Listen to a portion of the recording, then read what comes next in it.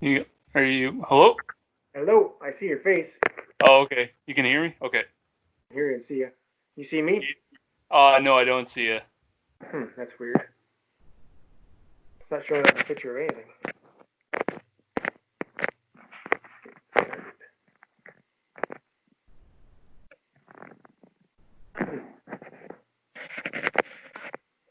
I see you. Oh, Oh, okay. there. Now you're bigger. I still don't see myself anywhere. Yeah, I don't see you. Yeah, I just see your icon at the There you top right. go. Got Oh, it. there you go. Had to turn it Oh, a little. beautiful. Slow. That's it. Perfect. All right. Trying to get this camera set up. Don't fall Yeah, no over. problem. There we go. So, how are you, Chris? Yeah, considering I've been stuck in the house with two kids straight for almost a Yep. month. Yeah, Right, I know.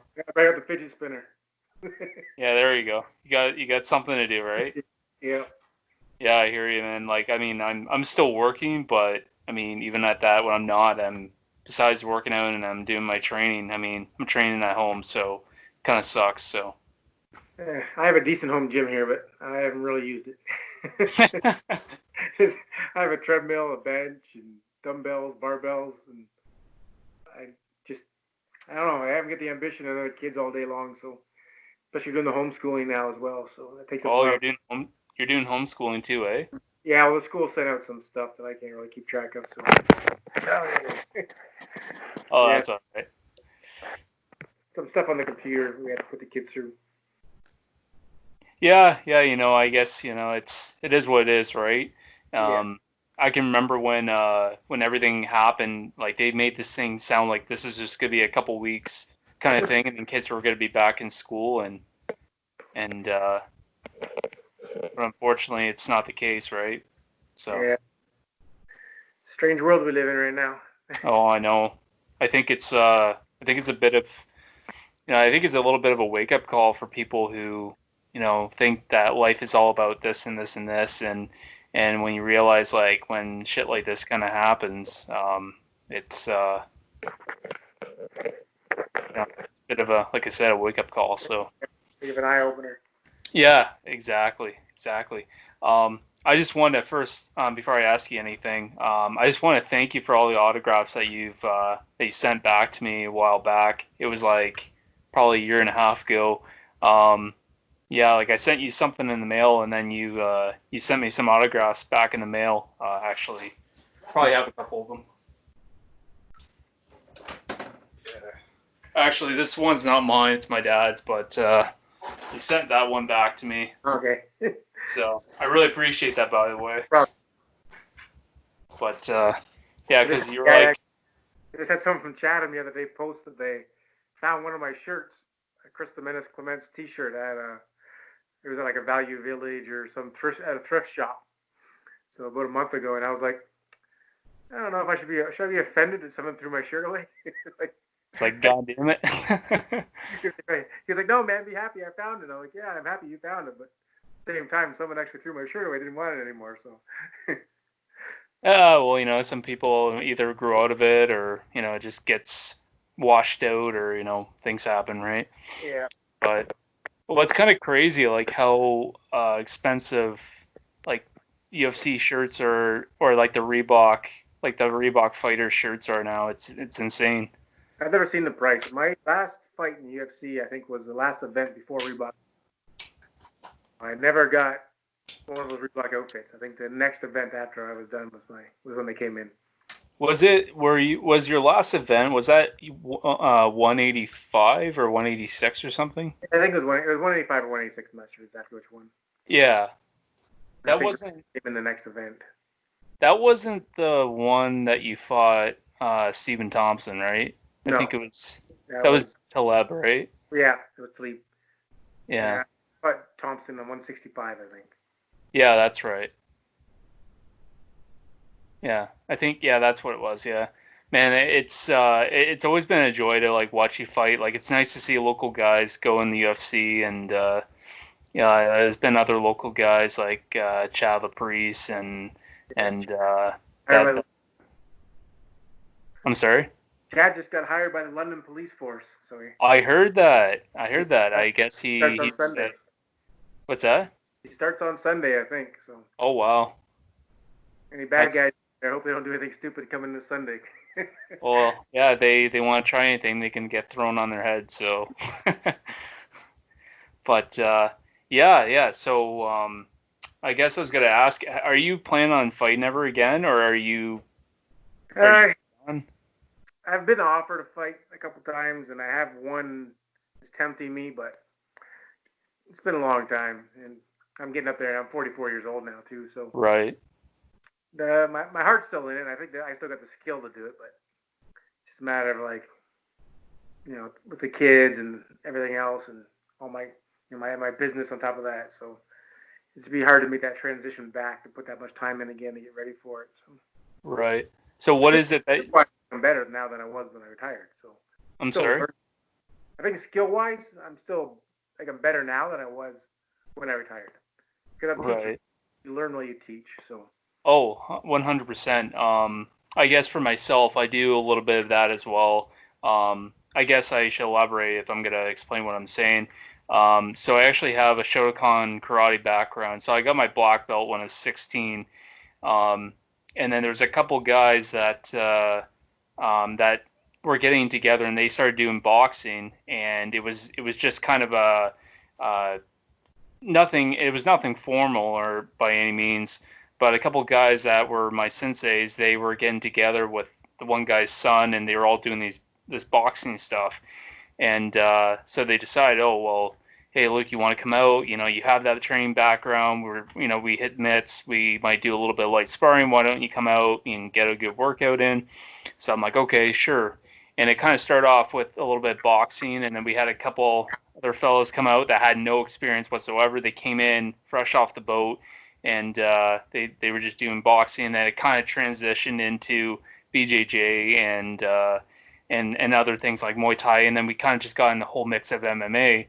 And I always thought about trying to like go and compete and stuff like that. But like I said, I work for community living. So for me, I'm trying to get full time, and the fact that like I mean, just the training I'm doing now, I'm already getting banged up, and I can't be in that state. Like my heart's in being a support worker. So for me, like I like fighting. I like training and doing things like that. But I think my heart's more into the supporting people. So I think if your heart's not into something, you probably shouldn't be doing it, right? yeah, that's exactly how it is. It's kind of why I made it as far as I did, is because it was all heart basically. It was just something I always wanted to do. So Right, I started out the same way you're talking about training, because when I started, there was no MMA gyms, right? There was no Brazilian Jiu-Jitsu schools around really, unless you live in right, might have been one. So it was just like me and a couple of buddies who, one guy boxed, one guy kickboxed, a little bit of taekwondo. We had John Fraser in Sarnia. He had a little bit of like Japanese jiu-jitsu. So there you go. we started training together and watching stuff on off the internet and just fighting each other and figuring it out. So basically, a lot of like I just make up a lot of stuff in my head. I just create it out of common sense to me. Things Right, the body should move and how I'm a natural athlete, so I've always played a lot of sports, so things came easy to me for movement. So right, when I started training clients and teaching people how to punch and kick, and I'd be trying to teach them how I was taught in Taekwondo or how I was taught at kickboxing. And then they would see me throw a kick and they'd be like, well, you don't do it like that, so why are you teaching it to me like that type thing, right? So then I start teaching people what I do instead of what I was taught. And that's kind of my motto now. I teach what I do. I don't care right, how boxing does something or how kickboxing or how Muay Thai. I don't care how anybody does something. I'm going to teach you how I do it. And if it's worked for me, there's no reason why I can't work for somebody else. So that's kind of how I made it. Like most people who are teachers, they became like, they were a good fighter and then they retired. So then they become a teacher. I was the opposite. I was a teacher who became a good fighter through teaching. oh So I really? exact opposite path. I was always a full time trainer at the gym. I was partying. I was even in the UFC. I was still fighting like part time basically. Oh wow. I never took it to that level where I was traveling around and going to different gyms for fight camps and staying a month here or traveling to TriStar or something. I just stayed at home and did my own thing and taught my clients, and The only thing I did differently for my fight camps was go for a couple more jogs. Like, Oh, there you go. that was about it. I still train my clients, like 3-4 hours a day at the gym teaching people, and then I just up my cardio and I still hit my pads a little bit more. So Oh, okay. I learned. I basically got where I am by teaching. So. Oh, okay. So how many clients do you normally take on from time to time? It depends on the day and like the time of year, basically when the students are gone or the students are here, or you know. So I like one year I had I think I did I think in a year I got 1,600 clients. I did one year, like different hours, not different people. Right. On a regular basis, I would say we do 4 a day, maybe four, Okay. four, Now four. with Days it might be 6. Some days it might be 2. Right. So okay.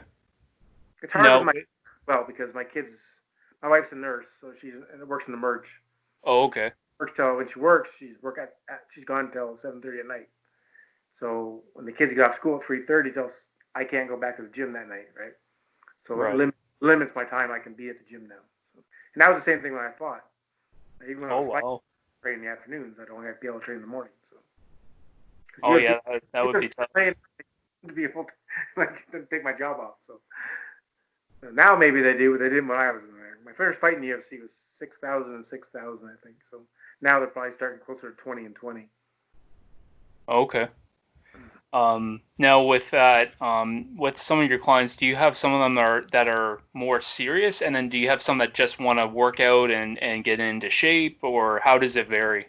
The majority of them are just for fitness and to learn, right? Some of them might Oh, have it's fight amateur level, but I don't really have anybody other than Jamie Flick that I train on a regular basis that's a pro fighter. Like I used to have Jesse Gross, who's another local guy who I took him from his first day in the gym basically till to being like top 5 Canadian, and I basically taught him 90% of what he knows. So I did have got people like that, but now it's a lot easier for me to just especially with the kids because if I have a fighter now, I got to leave for the weekend, right? And fighters are if my fighter, let's say he's fighting in Quebec, and I had an amateur. Well, he's not even getting paid. So now I got to pack up for the weekend and take off and leave my kids and my family for a weekend to travel with him. And he's not going to be able to pay me because he's not getting paid, right? Even if he's a right. low level pro, he's getting $500. What am I going to do? Take his whole $500 away from him? Like, It's like so snatch. it's not really worth it for me to train and to be the full time coach. So I Right. prefer myself a trainer. I'd rather train people to have them perform than be a coach that has to take people to fights and get them ready and deal with their head. That's the hardest thing is because everybody's different, right? Right. Like that after school movie, and the bully's getting ready to picking on the guy, and he's gonna beat him up after school, and it shows that kid staring at that clock, tick tock, watching the clock go, and the nerves are going. That's kind of what a fight is. You know you're going to be in a fight, right? But everybody's going to react to that different. So Right. some like me, I'm a happy fighter. You see me fighting, I'm joking around the cage, backstage. I'm so happy. Like somebody like Jesse Gross, who's like really mental and serious, and you got to know how to adapt. Some guys, you don't know what they want, so it's hard to be a coach and understand different people because everybody's going to behave differently when under that pressure, right? So and it's Right. pretty on a coach to be able to adapt to all those different people and be able to give them what that person needs at that specific time so they can perform, right? Some Hmm. people need a pep talk. Other people need to get slapped upside the head. Some people might want to cry. You never know. Like it's Yeah, that's true. hard to be a coach. It's a lot easier to be a trainer for me to teach people how to move properly and punch hard and do the technical points of fighting instead of the mental points of fighting. Hmm. I guess, and that kind of reminds me now of one question I was gonna have for you. So, what would probably have been your toughest fight? I guess let's just say UFC wise, like just in the UFC, what would have been your toughest fight? Or yeah, I guess yeah, toughest fight, Toughest fight. or maybe the toughest opponent that was hard to figure out. Maybe. Well, yeah, that would easily be Wonder Boy because I think I outpointed him the first round, like on strikes landed. I outlanded him mainly on leg kicks and stuff, but I didn't land a single punch on his head.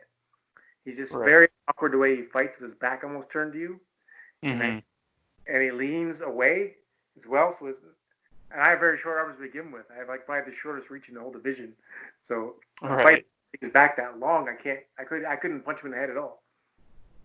So I just kicked him a lot. Well, and I find a lot of fighters actually have a hard time with him. and you know, it's like a lot of guys, even when he fought Woodley, I think 2 years ago, even Woodley had a hard time reaching him. Thank God, because I think it, you know, once he saw Woodley touch him, he was gone. Like it was, um, I think, you know, I think that division's a really difficult division. I think all the divisions right now are really, Yeah. as of right this year, it's been everything's been stacked. Like it's so competitive.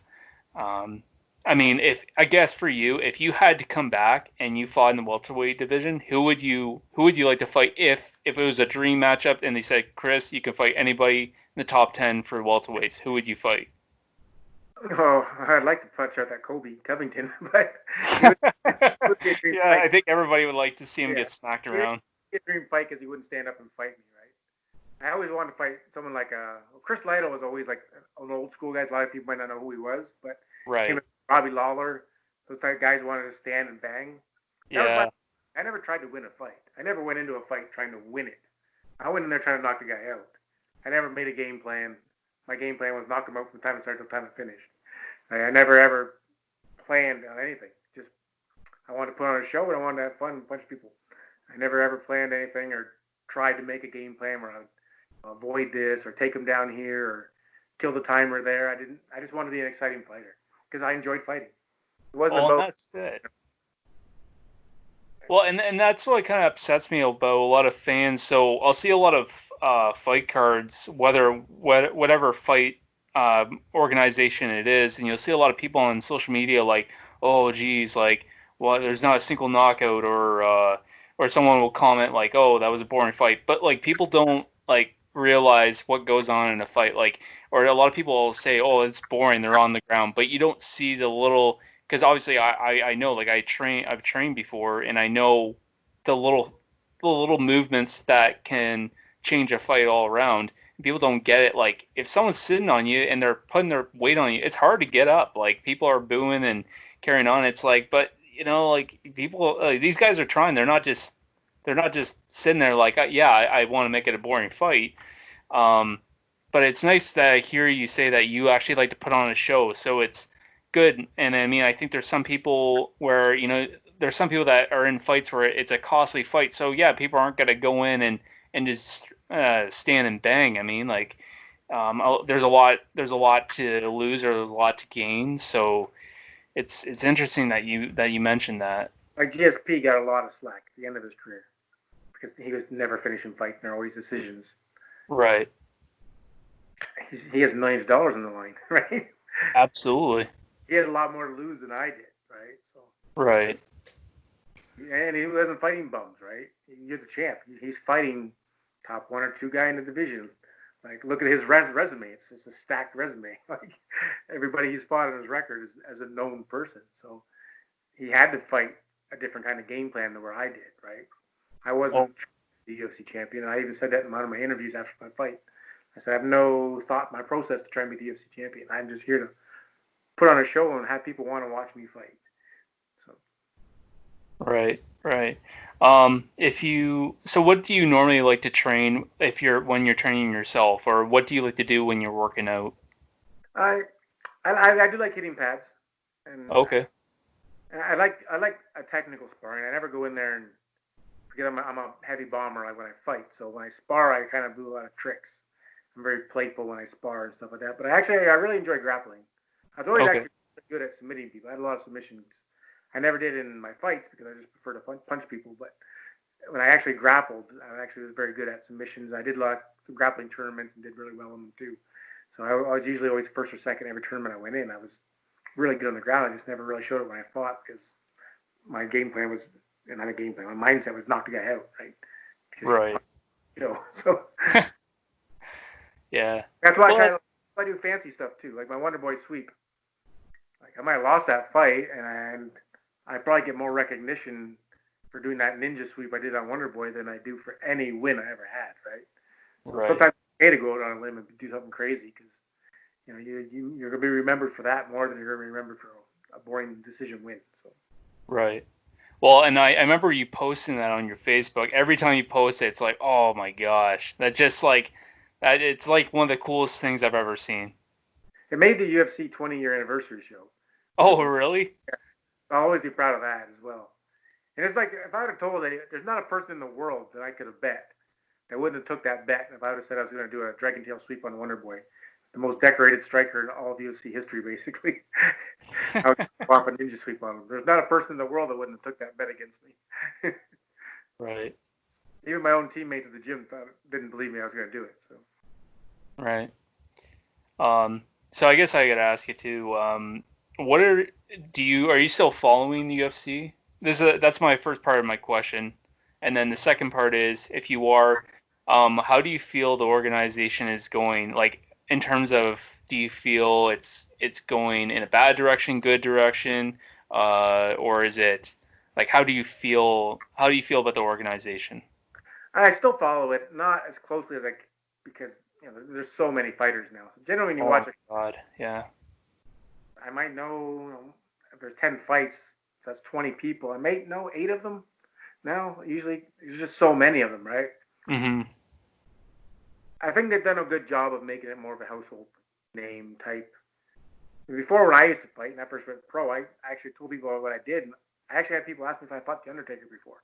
like, Oh my God. like they just had no idea what it was, right? But now there's people who don't, would never have watched it now that do watch it today.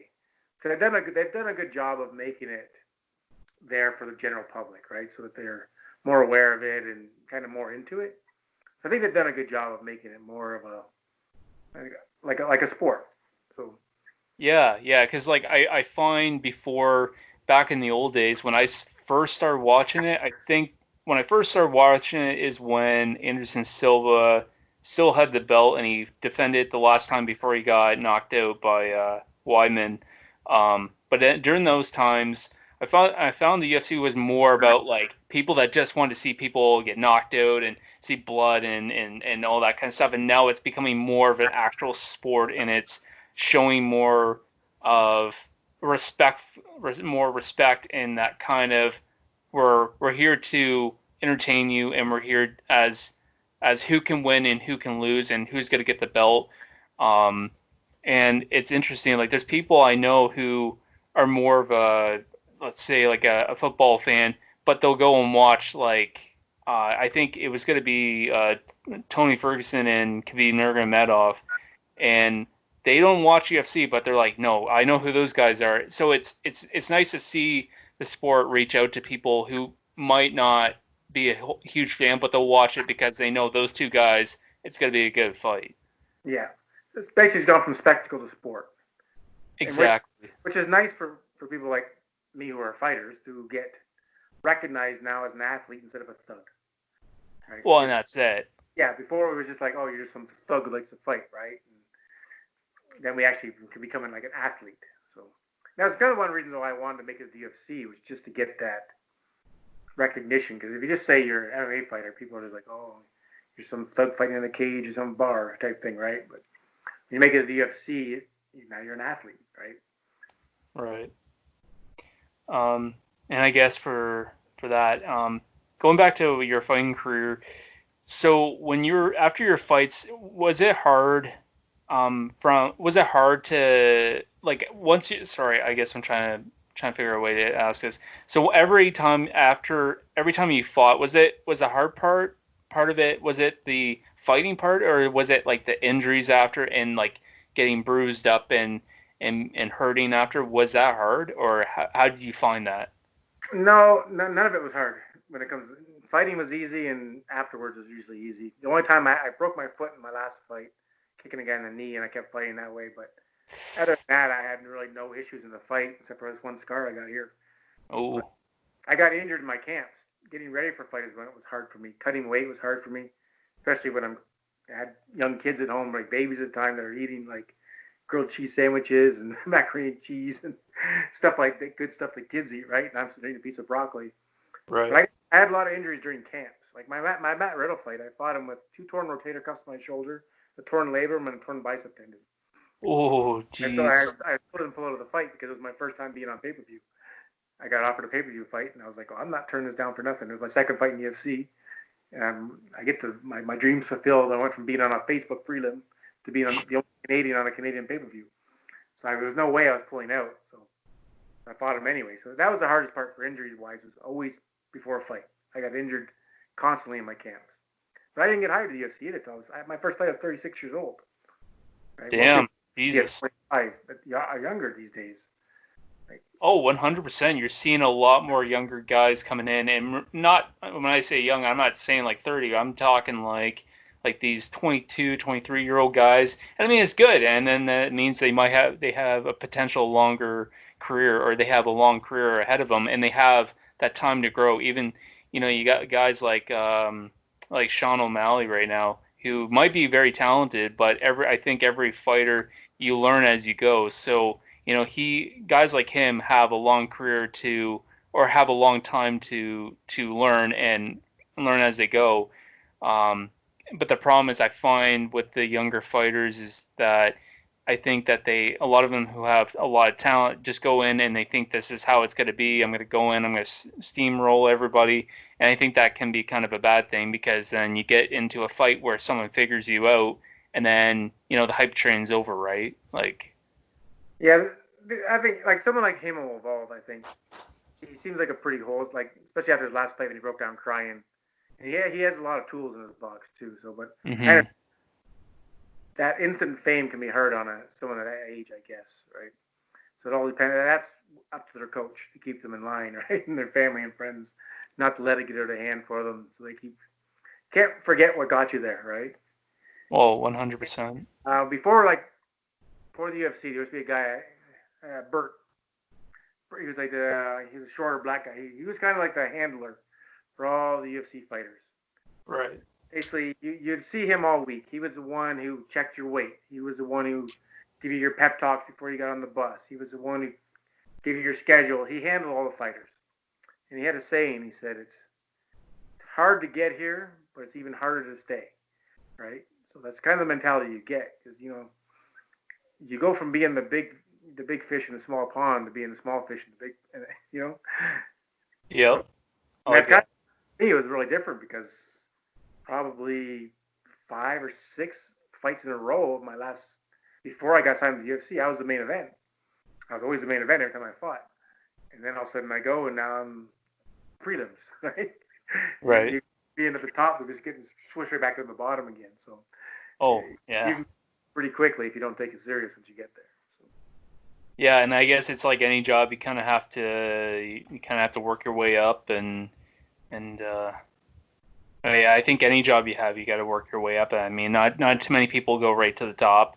And I think, kind of going back to with young fighters, I think the problem with sometimes with, and I'm not trying to, I like the UFC, I like the organization, but I think sometimes they make a huge mistake with some of these guys. They go in, they had one big fancy knockout or submission, like they do something great, and then they hype them up like they're like the next big thing, and then they would go in against somebody that everyone thinks, oh, they're going to steamroll them, everything's going to be good, but then they go in and they have a different game plan, and they attack their weakness, and then it just goes to show that, like, you know, you, like I kind of feel like some of the fighters get set up in a way, like they're thrown in like, here you Like go, Johnny Walker, probably be the guy now.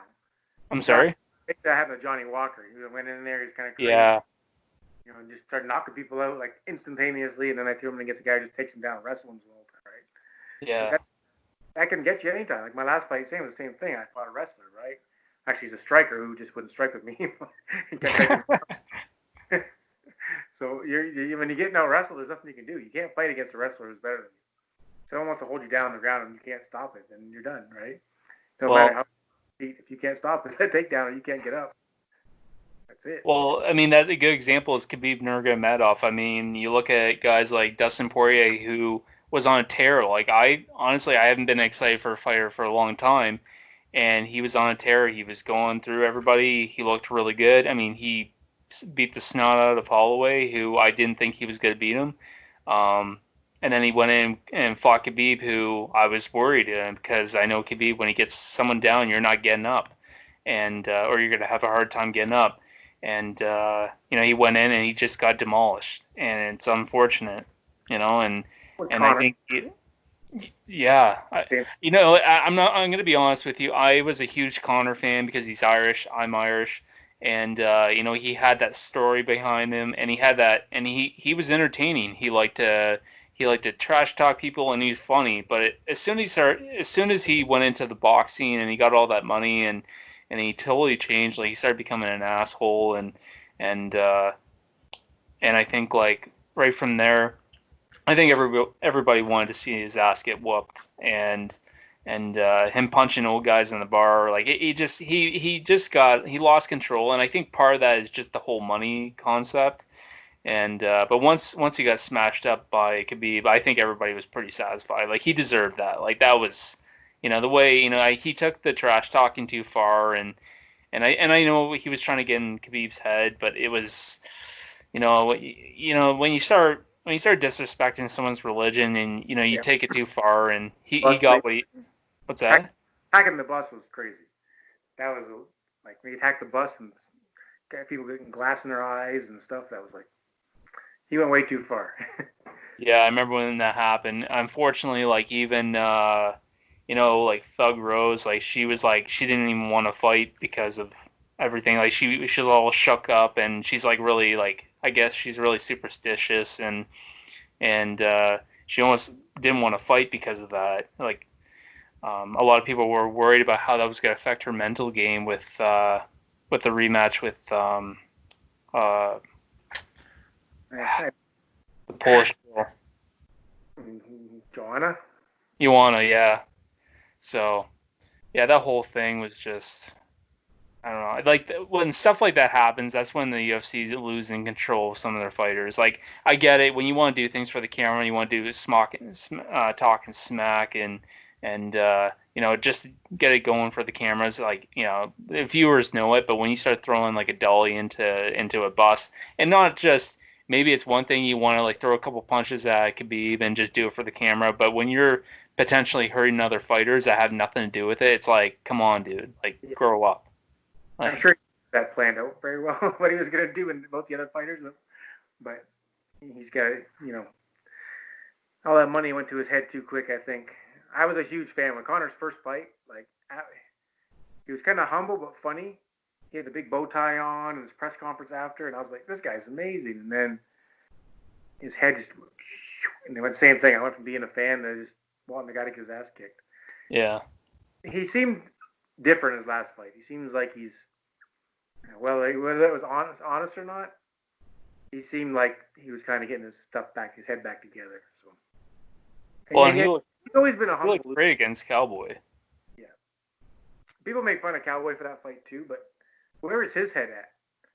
He's going to get people are trying to figure out what it's like to be like you're going from making this much money. Like Cowboy, what making $100,000 a fight, maybe? Probably, yeah. Which is still a good chunk of change. I wouldn't I was complain. getting $2 million. Like, you get $2 million. You're sitting backstage going, I get $2 million as soon as it's over. Whether I win or lose, I'm getting $2 million. That's gotta take its toll on you for that. That's a huge jump in pay, and it's gonna take put you in a weird situation. Right? It's gonna put your mind in a strange spot. It'd be really hard to focus on anything else except for that $2 million. Like I couldn't imagine someone telling me I'm gonna get $2 million tomorrow night, and then trying to focus on what I'm supposed to be doing. Yeah, That, no, that, yeah, like I can only imagine. How I would see it, if I got offered $2 million a fight, I'd say, dude, if I don't win and I get my ass kicked, I don't care. I wake up and I'm still getting $2 million. So exactly. That's exactly what I was thinking. lights are out, but I don't care. Yeah, his heart wouldn't be in it to try and win, right? Because he doesn't. He didn't need to win. If they had said you get the $2 million if you win, only 100,000 if you lose, it might have been a different game, right? Right. But he's getting $2 million just to show up. Yeah, it's got to take its toll on your mindset. Right. I kind of just have one more question for you, and it's kind of about the whole contracts, how contracts work in the UFC. So when you got in the UFC and you signed with them, how do the contracts work? Like how do you know, like do you when you sign, do you get paid to sign with them, or is it like you sign with them and then they say this is what you're gonna make every fight? How does it work? You sign on. It's like a ladder.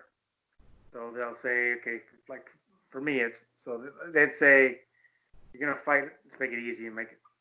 You're gonna fight. You're gonna get 10,000 for your first fight, and 10,000 more if you win. So whatever pay you're getting, it doubles generally. So if you're Okay. getting 10, you're going to get another 10 more if you win. So if you get that 10, then if you win, then you go up to 12 and 12. If you lose your next fight, you still get 10 and 10. If you win the 12 and 12, then maybe you go to 15 and 15. So it's kind of like a ladder. And they usually book you for 4 fights in a row. And after your third fight, you can kind of renegotiate for a new contract then. Well, let's just say for the fact, like, okay, so say if you went in and you won the one fight, and say if they really needed someone desperately, like they needed someone for like a number 5 fighter, and it was like main event pay-per-view card, let's or not pay-per-view, but let's say it was like a fight night main event, and the other guy's making $750,000 for the fight. Let's just say that. Would they like say, okay, well, you wouldn't normally make that, but we're gonna give that to you because you're taking on that fight? Would Yeah, that be they different? like that quite often. They give a guy, Okay, yeah. Same with when McGregor fought the Diaz. Diaz's next fight wasn't supposed to be for that much money, however much he got, right? Like he right, got about $1 million or $2 million too, just because he hyped the fight, right? But that's not what he was supposed to get. I think his first fight he might have got 500,000, which was probably he got 40,000 first fight before that type deal. right. Like personal experience, my closest person I know is a lot of fights would be Sam Stout. So Sam Stout fought in the UFC I think 20 times, and I think he retired what, 3 years ago or so, 4 years ago. He was getting I think he got 28,000. So that's okay. So let's say he fought 20, and say he won 10, even, right? Whereas the Right. guy Gregor, by the time he hadn't had 20 fights, right? By the time he had like his 5th fight, he was making a couple $100,000, right? So it just Right. you're just a regular tier guy. It just goes up. You fight, you win, it goes up $2,000 for your next fight. Just like that. Do you kind of find like do you find there's a little bit of unfairness, or is it just how it kind of works? Like if you are successful, this is what potentially happens, or do you find that some fighters get treated a little unfairly? Like I find there's a lot of guys that are like working their ass off. Like you got guys that are like on let's say like an 8 winning streak, and they're still making this. Where he's got guys that get in the UFC, they win 2 or 3 fights and they get a big fight and they're making Yeah, more than the guys made in the last 8 yeah. fights. It's not fair. Nothing in the UFC is fair. The thing is these guys who get these big jumps. So let's say I have my contract and I go in there and I do some crazy performance every time. Right? There's a good when I renegotiate next time, I could say, okay, I know I got paid 15 for my last fight, but I just knocked out 5 guys in a row and I just get a big back kick to that guy's head. Like, okay, I want to jump up. I want 40 and 40 type thing. And then we can negotiate, right? So there's Right. negotiations that go on. They can try and get you a little bit more.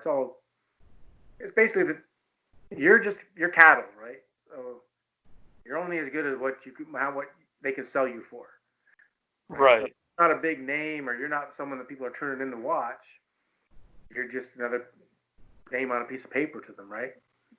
So unless you're the guy that people are saying, oh, we want to watch this guy, we want to watch guy, and they're paying to see you, then you're just you don't have a say. Because what are you gonna Right. do? Where are you gonna go? Bellator or someplace else like that? Some guys do, but you don't have much choice. Right? You either want to stay in, basically be like, do you want to stay in the NHL or do you want to stay in the NBA or do you want to step down a little bit, right? So, Right. Do you have any favorite fighters in any organization? um, for Bellator, I like Lima. Douglas Lima, he's phenomenal. The He's phenom. awesome. Yeah. I think his name is the phenom. Actually, I'd love to see him cross over just to see how he does in the UFC. Like, yeah, because you've seen like Ben Askren come over and get destroyed in the UFC, Oh, jeez. and he was a I was killer so in the world, I was right? so happy when he got knocked out. Oh my god, it's So so yeah, satisfying. so I'd be interested to see Lima come over because I think he'd do a lot better, and even Michael Page Johnson too, the MVP. He does that crazy style, but it's entertaining, and I like the flashy weird stuff. I think Anderson Silva did it too. Like it's good to have guys like that who can showboat and get away with it and put on a show. So I really like those guys. As far as UFC, I like Israel. I didn't like his last performance much, but he's fighting a heavy hitter who was good out wrestle him, so he didn't really have much choice to try and win the fight by Yeah. point there. So it's kind of hard to get mad at him, at the same time. There's a lot of good guys. The guy, I don't even know the guy's name. I can't think of it. The guy that just beat 145 champ there. He trains with Israel too. He's new. Oh, You never think yeah, of it's his. the guy from New Zealand. Yeah, he's got like a Oh, rush. Yeah, he's a killer too. I really like watching him fight. yeah. Yeah, there's a lot of good guys out there right now. I'm a big fan of the sport still. I just can't keep track of all the new fighters that keep popping up. Oh, there's like well, when before everything was happening, there was a new event. There'd be a new event like every single weekend.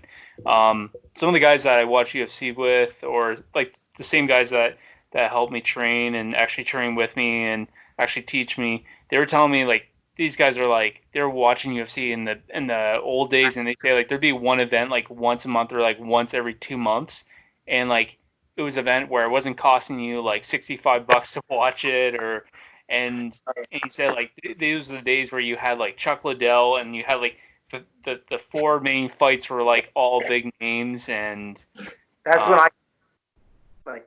I was a huge Chuck Liddell fan. I met Chuck Liddell a couple times. He's actually the one who taught me how to throw my overhand when I first started, and that was my whole weapon, my whole career. Everything I ever done basically was my overhand. That's why I won every fight.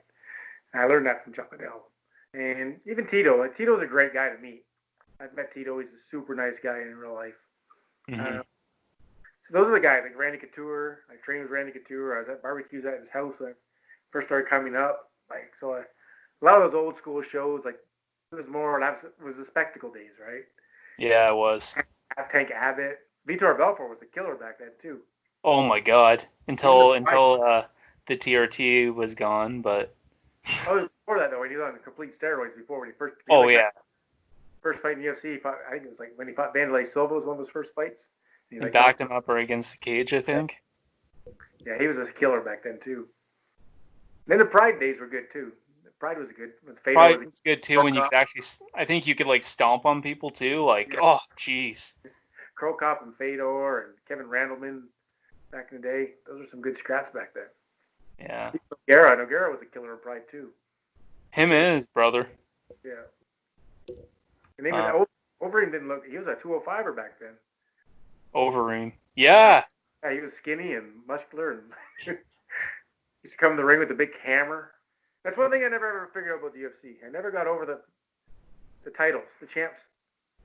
They never let them wear their belts to the ring. It's always bothered me. When Tito Ortiz fought Ken Shamrock, they had fireworks going off on the intro, like Oh a yeah. huge spectacle walk in. Tito had his belt over his shoulder, and then boom, no champions ever came to the ring with the titles. I used to love watching champs come to the cage with the title with them, like protecting their belt, showing their belt, and then giving it away to put on the line, right? Not just announcing them as a champ. I never understood why they got rid of that. Yeah, I'm not too sure either. I mean, I know like when organizations get bought, sometimes in little things like that will get changed. Um, yeah, I'm not too sure. I'm not um I'm not a big fan of the UFC's new opening. They don't do the opening that they've had for a long time. But I mean that tends to happen when you sell the company, right? I mean, you get And they're new on people. ESPN now. They might have to clean it up a little bit, change it. So And then maybe that's what it was, because like how we were mentioning how it's becoming more of a sport than just a spectacle, I guess.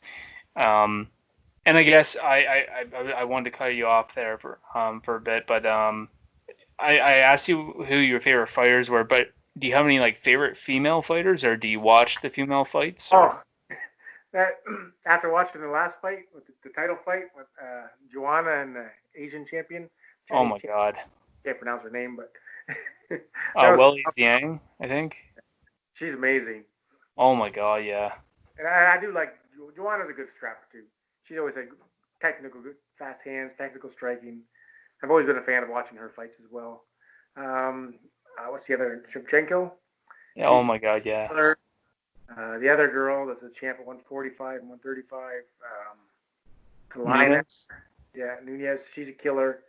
There's a lot of tough women out there, and like they look good now. They're not. I remember back in the day, I used to box, and there was a girl in my gym. I used to watch her shadow box, and she'd be in the corner, and moving around, hands all up, and beautiful. And I used to be like, oh, I can't wait to watch her fight someday. And I remember her going in the ring. She was all like this, and to her first, she got hit in the head, and she just eyes shut. I was like, what the heck? What happened? As soon as she got hit, all this was gone. Just flying. The girls today they're technical. It's like They're very technical, and a lot of them aren't afraid to get hit. And I think that's where you have to. That's what you have to learn is you can't be afraid to get hit. I mean, it hurts. Yeah, it sucks. But once you learn to get hit, I mean, it's all cake from there. I think that's one thing with the guys I train with.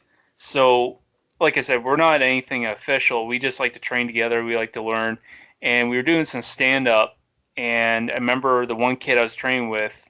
I think he just turned 19, and he kicked me right in the head. And I mean, I was seeing stars, and I was like, okay, all right. Like we were doing light training, but he just threw a big head, and I had my hands down, so I deserved it. But I was like, okay, and so we were sparring around, and he's dancing around. He's long and tall, right? So he's dancing around. He's screwing around. I'm like, okay. I just gave him that nod, like, okay, and I gave him a spinning back kick to his ribs, and he just went down like. I'm like, hey, are you okay there, buddy? it's Like, my favorite thing to do to people too. I I love. was probably this close from getting him into the liver, so I think it was a bit of a wake up call there, and even for myself, like I said, I only train. I'm not going in to be I'm not being the badass on the street by any means, but I remember even when we started doing grappling, I learned a few moves, and the guy that was letting us train at his dojo, he came in and he knows a lot of BJJ, and he's like, hey, I'll grapple, like I'll roll with you. I'm like, okay. So I'm going in and I'm getting on top, and I was a lot heavier at the time before I started slimming down. So I'm on top, and I'm like, oh, I got this and everything. Well, he put me in a triangle choke and put me to sleep. I wake up and he's like, hey, buddy. He's like, are you done with all the cockiness now? I'm like, yeah, probably. Yeah. So I learned my lesson the hard way, unfortunately, and I think a lot of people do, right? Yep. So When I first started grappling, the first time we ever went to the gym, I brought a tough guy with me. He was probably 225-pound dude, 6'1", and he was a tough hockey fighter, tough street fighter. And he came in, and the instructor was this little 145, 150-pound guy, and he was showing some moves. And this guy was like, he's like, oh, I'll just slam you. And the guy's like, okay, well, come here and try. And he grabbed a hold and then jumped up, put him in a guillotine choke, wrapped his legs around him, and turned him purple. Like, and oh, thing is that guy has been a different human being since that day. He went from being like this asshole kind of tough guy to being like a nice, respectable, helpful guy. He was like, it just opened his eyes and humbled him to something different in the world, and he's been a different guy ever since. So and sometimes that's all it takes, right? one little time. The other thing too, when you're talking about the women's fights too, they can be more exciting than the men because the odds of them getting knocked out are a lot slimmer. Right? You have to fight. Your style of your fight kind of should depend on your weight class. If you're a 125 or a 135 fighter, if you're a 185 fighter and up, even a 170, the odds of getting knocked out at the higher weight classes, it's a lot higher. It only takes one shot. Heavyweights make one mistake and they get hit one time, it could be over, right?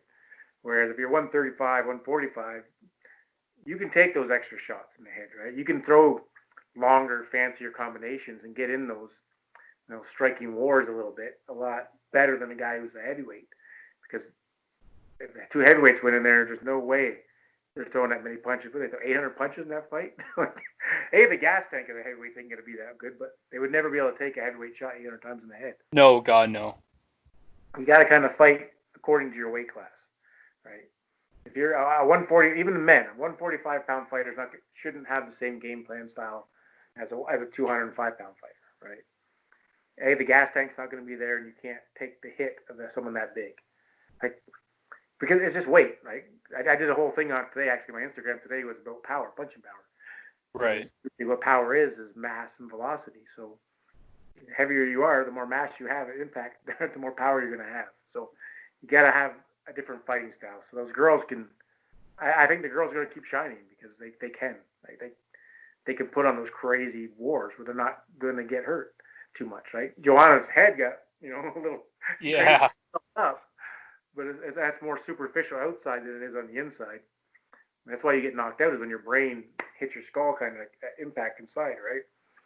So when you're getting hit on the outside, it doesn't really hurt that much compared to when your brain goes bump and then your lights go out. So Right. I guess that reminds me now. Have you ever had a guy that's ever gotten in your head, or have you ever had that issue? no, I one guy just started right when I fought my second fight. I was supposed to fight Sair Badahazara or something like that. He's one guy I wish I could fight. He's an asshole. Right. I was always nice to everybody I fought, basically. He was just one like I was always very modest with things. I was never an asshole. So I did an interview before the fight, and he was the guy that I was fighting on short notice. And then I had the torn rotator cuffs, torn labrum, bicep tendon. And I had an interview before the fight, and they said, "What's your prediction for the fight?" And he's a striker, and I was a striker, so I was just like, "Well, we're gonna go in there, we're gonna throw some bombs, we're gonna have an exciting fight." So it's not going to the end. I guarantee one of us is gonna get knocked out. I'm just being modest, not being an asshole. So he goes on Twitter. Yeah, I see you have no confidence already. I want to knock you out. You already know you're gonna lose. You can like chirp at me a little bit, and that was the only time it ever happened to me. So Right. my only experience with it was him. And I remember like the other thing too that got me that is when he did that.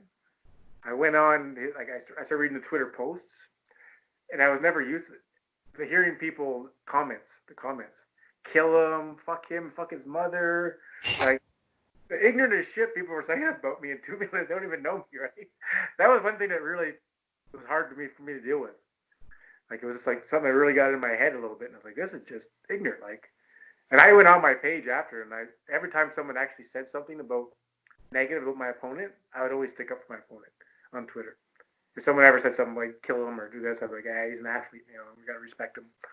After that happened, because I was just never that type of person. I just didn't understand it. So Well, I appreciate that. I mean, like that's just like you don't I find there's some guys that are there's not enough guys that are like that. You have some guys that just go in. I think part of it is just an act, or part of it is just getting the guy's head, or if it's just for the cameras, right? Like a lot of guys, like one guy you mentioned, if you ever get a fight, was Colby Covington. And I mean, I think that's all, him with the cheap fucking suit, and him with the mega hat on that he wears, and him wearing his belt he was around like, him. he didn't do that his first couple fights in the UFC. No, but once he started becoming like getting up there, yeah, he was, doing all that bullshit, and I think a lot of guys, that's all an act. And then you got some guys that just go in and they are how they are. People are people, right? I mean, every job you're gonna have someone that you're probably not gonna like too much, and Before you're better off being hated than being unknown, right? yeah, exactly. But yeah, anyway, we're kind of running out of time here. I just want to thank you for taking your time and doing this podcast with me. And I hope that you were talking about maybe you take a fight possibly, and if you do, I hope that you do. I'd love to watch you fight again. And I have a fight. I'm having two fights because one's gonna be with my wife. So okay, we'll get through the one with your wife first, and then to see if you can get to the other one. I did get offered a fight, and I was thinking about doing it. She said, "What do you have to gain?" Basically, to me, other than a little bit of swipe on my ego a little bit, right? She goes, "What do you have to gain? You're not going back to the UFC. It's not going to be in the UFC. You've already been at the top of the ladder. So why would you fight someplace else other than to stroke your ego a little bit and make yourself feel good for temporary, right?" I was like, "Well, yeah." And then she goes, "But what if you lost?" And then I was like, wait a minute. That didn't even cross my mind." That's kind of what the turned me was my conversation with her. So if it wasn't for her saying that to me that day, I probably would have been fighting. So yeah, we shall see what the future brings. I guess never say never, right? That's true. Yeah, that's one thing I never did. I never renounced. I never said I was retired. I'll never say it. I could be 60. I'm not going to tell you I'm retired, never fighting again. I just don't think I could ever say it. So, only because my last fight too didn't end well. It wasn't supposed to be my last fight. I was supposed to do one more fight and then retire. That's what I told myself. I was going to do one fight at 40 years old and then retire, no matter what. And going into my last fight, I didn't get into this with you. So I just knocked out a guy in Australia. The UFC gives me a call about 3 weeks ahead of the UFC 186. Offers me Nordim Taliba. I was 207 pounds. They said, can you fight Nordim at 170 in 3 weeks? And I was like, I actually had a glass of wine in my hand. And I was like, yep. Finished my glass of wine. And I cut weight. So I got 37 pounds in 3 weeks. Oh, shit. I got out wrestled the whole fight. My wrestling coach was onto Aruba or someplace like that for 2 weeks. So I had no wrestling coach the whole time to get myself ready. So I basically just cut weight and fought. But I was coming off of a knockout win, and my job was promised to me. They said, you're coming off a knockout win. You have nothing to worry about. If you lose, it doesn't matter. It's just one. So I took the fight on short notice. I cut 37 pounds. I still made weight. I put on a good show. I lost the decision. And then I lost my job. After one fight. This guy's still fighting. I've lost 3 in a row. And they're still fighting. Yeah, I don't get that either. I think it was just because of my age. So going to the cage, like I had a long career. I had a good career. Going to the cage, I wasn't walking to the cage knowing it's my last fight. I wanted that experience to be backstage knowing this is my last time. I wanted to walk out in the crowd and look around and soak it up, knowing it was going to be my last fight. And I never got that. And that was taken away from me. So that's one thing that's always stuck with me and bothered me. So that's kind of why I don't think I'll ever say I retire. Because that makes it permanent. So I don't think I could ever do that. So that's my sob story there. There you go. Asshole. No, that's all right. Yeah, they robbed me of that.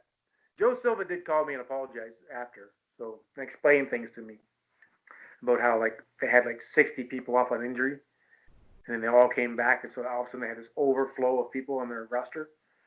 So they had a huge cutting spree, and I just happened to be coming off of a loss, so I got thrown into the cut. Right? He said, I enjoyed your fighting style. I didn't want to let you go. He says, but I couldn't cut somebody coming off of a win. Right? So I got screwed basically. Yeah. Yeah, what can you do, right? Yeah. So I'll never say I retire, I guess. Oh, okay. That's my story. All right, buddy. But yeah, like I said, thank you for taking your time to speak with me and talk about your career and your stories, and I appreciate that. And again, I will say again, thank you for signing those autographs. I mean, that was pretty sweet. I never really got someone to do that for me before, so I was like, holy shit, having a local guy like that do that for me. So I appreciate that. It's no problem, man. Anytime. All right, well, thank you, and I hope you have yourself a good night, and You as well. Stay safe out there. thank you. You too. All right. Have a good one. You too.